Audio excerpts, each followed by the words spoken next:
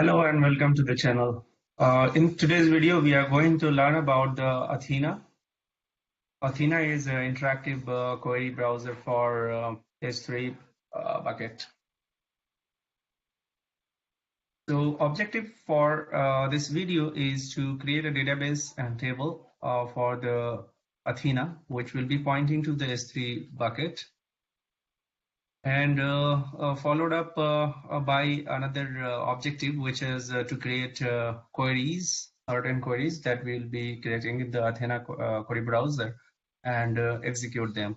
We'll just play and see that how static objects of the S3 bucket can be used for analytics purpose. So before we get started, we have a basic concept understanding to make about the Athena. So Athena is an interactive query service offered by Amazon. It makes it easier to analyze data in S3 using SQL. SQL is a structured query language, which is ANSI compliant. There are certain databases which are compliant to SQL, for example, Oracle, MySQL, Postgres, etc. Even MS SQL servers. So Athena is going to act similar like these databases as good as MySQL and Oracle. Only thing it is going to rely is on S3 bucket instead of having its own data persistency. So it will use the S3 bucket objects to create the tables, and that tables will be another that does the RDBMS representation of the static file.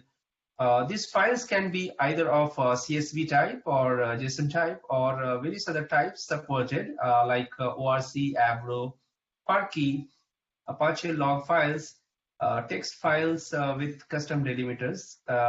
Log files generally you want to analyze and get the report out of it. These log files can be from the application servers or different servers that you want to get some kind of analytics and either for the reporting or decision making. So that's the summary of why the Athena can be used. Athena is a very simple service to use. It can be simple 3 steps that you require to use the Athena. The first step is to point your object or the bucket where your objects are going to be in the S3. And second one, to define the schema for the specific object. And third, you have to start querying on Athena to get the data from the S3 in the tabular format. That's all the way it makes it easier. Additional to these all informations, Athena also works with the AWS Glue. AWS Glue is an ETL tool. It provides also additional functionality of data cataloging, which is nothing but maintaining the metadata information for Athena in terms of schema and various table structure details. So that's all about the Athena in the fact and information. So let's get started with the lab. For the lab, you should be logged into your AWS Management Console. This is my AWS Management Console account, and this is the home page that is rendered, and I must go to S3 to start with creating the bucket and uploading the file required. So the use case is to take the electronic card transaction for month March and analyze some of the data using Athena. So I'll be creating a bucket for same. So I'll create ECT March. I'll give some name which should be unique for me. So I'll use the ECT March 2019. Region, I'll leave it as Mumbai, which is my default region for now. So I'll take the same and move. I'm not going to make any changes over here. In this screen, I'll just make it more public.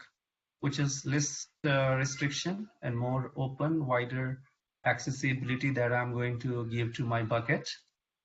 And rest of the things, I'll just take it as it is and create my bucket. So this bucket is created over here, and this has the public accessibility. So double click and then start uploading the file. So the file in terms of S3, I'm going to upload one object, which is the report of or the transactional statistical data for March about the ECT transactions. I have a two choice, so either I can be quick upload from here. I can do the quick upload from here, or I can navigate to the screens and do it. So as of now, I'm not going to make any changes in the screen, so I'll go with the default, and upload is done successfully.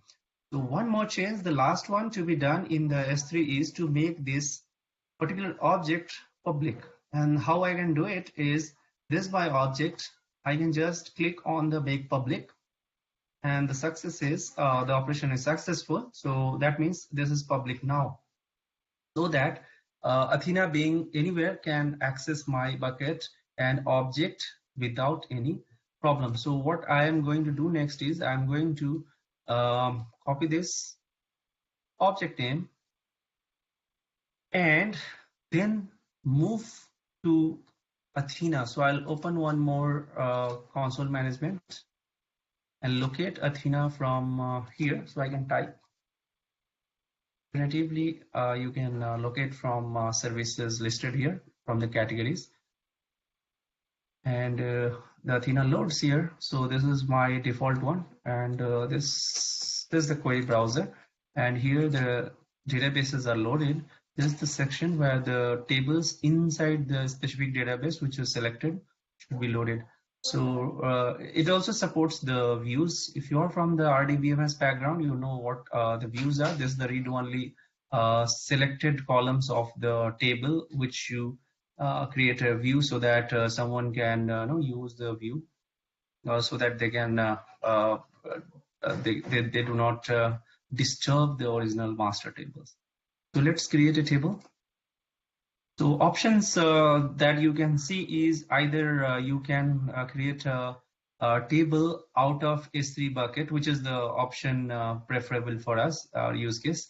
And second one is to create the tables using the AWS Glue crawler. So Glue crawler is concept of creating a crawler and mentioning the crawler to the object path of S3, and then automatically the crawler will make out the schema by itself and then create a table. So you do not have to detail the queries and the things, but in S3 case you have to have more control to specify the data types and specify the column names. Here you can leave those columns that doesn't make sense for you. So maybe you want 10 out of 20 columns to be part of Athena database, so you can choose that. But in Glue crawler, generally it will take all of them and list here.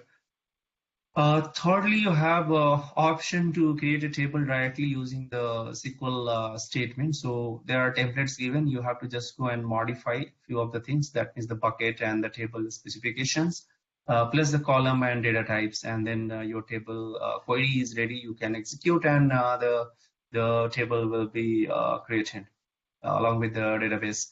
So, and fourth one is if any existing table you want to create another table out of it. So make a select query, and then only selected columns you can make a table out of it. So there's all templates are given. You have to just make a basic changes into it, and according to your source and informations that that impacts. And your table is supposed to be created by this all. So let's take the one that makes sense for us right now. So I'll give a name as a ECT. That's my database name. I'm going to create a new database. I'm not taking the existing one because I don't have anyone. So there is the only database available is default. So I want to create my own database. And the table name that I'm going to give is ECT table. So I'll call it as a ACT table, and then I'm going to give a path for the bucket that I have. So the bucket I have created has this path, and there's a typo here, so I'll remove. There's the path that I have given, and for the bucket, and I'll end up with /, which is mandatory. So everything should terminate with the / for here to make Athena happy. Click on the next, and this is the file formats I was talking about. So you have options to upload any of the file into S3 of these formats for Athena, and Athena will be happy to take any of this file format as of now, along with the one that you can also specify the custom delimiters. That means the delimiters that uniformly applied to your file, either text file, log file, which is also text file. So you can do that. So for now, we have a CSV file format, which we are going to use for this use case. So let's select the CSV, and we'll click on the next. And there are two options. Either you go column to column. So if you have plenty of column, definitely it's a very hectic job to add number of columns by clicking one by one. The other option comes as a bulk operation or bulk add columns. So here you can keep all of your columns at a time. For the making things easier for me, I have just made the copy paste things. That means I have already taken out the columns from the CSV file and then added a data type along with it. So you can see that these are my columns, which has the different data types requirement, but I have taken a string data type for all of them. That means it's a text or varchar, which is given to all of the columns. This will not be the right approach to do, because you might have the units to give as integer or long or something else. So you have to choose the data types appropriately, which you can do in the next screen also. So right now, this is how it is. So comma separated columns having the data types next to it. Pretty much similar to the SQL that you do, the column declaration part. So click on add, and you will see all of them are loaded. If you want to make a change in any of the data types, for example, I was talking about the unit. So you can make a unit as a integer, small int, or tiny int, big int. These are all compliant to long int or byte, these kind of data types. So yep, and then you have a boolean, float. This is for floating point. This is also for floating point, and decimals also for floating point. Array is a complex type. Map is for key value, complex type. Timestamp is for date and timestamp together, and date is for date only. So these are the 4 different complex types, and rest of the primitive types are there. So around 12-13 types are supported as of now. I'm not going to make any change, but feel free to make changes for yourself. Click on next, and next screen, I'm not going to choose the partition for this demo, but definitely for production systems, you require to split the data into partitions, because the partitions will split the data and keep it in a smaller table so that it makes more searchable. And along with the help of partition keys, you will be able to locate your data, and you will be able to identify which partition table you have to locate your jump and retrieve the data from. And this is all like internally happens by Athena. Athena does these all things, and the information such as partition and schema will be stored in the Glue Data Catalog. So I'll go ahead and click on the create table. All right, so query says it's a successful. So that means we have a table created along with the database, which we can see in left hand. ECTDB is the database, and table is this. If we click over here, we'll see all the columns are created. If we want to visualize our data, we have to click on this vertical three dots, and preview table is the option. So we should preview our table from here, which internally will generate one query. If you are understanding the SQLs, this is the SQL query actually, which you are telling that select all the columns from the given database and table reference. Limit the number of records result set as a 10. So that means don't give me more than 10 result set. This is done because it wants to retrieve the data faster rather than loading the entire table. So, but you can make a modification and make it as a 100 and hit the query again. We'll do that. So this is the 10 records which is loaded. So now let's load the 100 records. And yep, so this is exactly where you will see what is the size of data which is scanned. That means how much data the Athena has to scan before it has found this record. So this is the 193.57 KB kilobyte of data has to be scanned, and then it has got the whole query executed and loaded the result. So the execution time was 2.19 seconds. Ideally, Athena allows you to do the parallel query. That means if your one query is running, you have a chance to create another query and execute it. So you can run up to 5 different queries in parallel. So that's the cap, and all of them will be independently executed. So here is the load of the result, and there are 100 records as per the limit has been loaded. So we have, let's play some condition over here. So we have C and F, and what else? We have C and F as a status. So let's filter out and only get the status as a F, maybe. Yeah. So let's say we want all the records at least 50 top 50, at most 50, basically 100, sorry, at most 100 with the status F. And if I execute the query, I should see the next 50 records which has the status as a F. All of them, 100 of records are loaded, which has all of them as a status as a F. So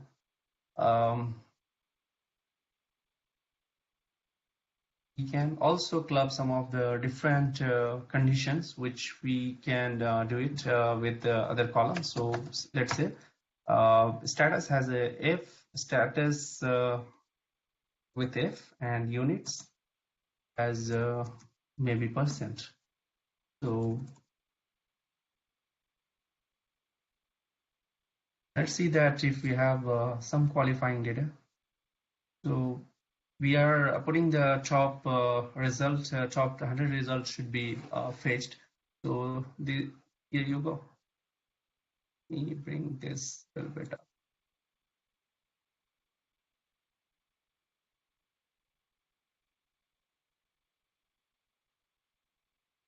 This is the 100 results which are matching with the query filter that we have put. So similarly, you can do a lot of other stuff which function join functions are supported by RDBMS. So similarly, join functions are supported here as well. So if you have more than one table, you can do the join and aggregate the data together and then make out some logic out of it. So suppose if any user has transactions for that particular month and whose transaction status is not failed, or if has to and been done on a specific period of time, you want to gather all those informations and plot a chart or something. So this is why you want the data to be analyzed, right? So you want to just see the data which are all passed, not filled transactions, and done between particular period, and those data should be giving you some kind of sense, right? So That's all about the Athena lab. So let's get back to the slide once more and let's see some of the references which will make sense to understand the Athena. So you can just go through the FAQ hosted by Amazon Web Services for Athena. So you can have a further read and make more sense out of it. If you have any questions, please feel free to put it into the comment box. Thanks for watching.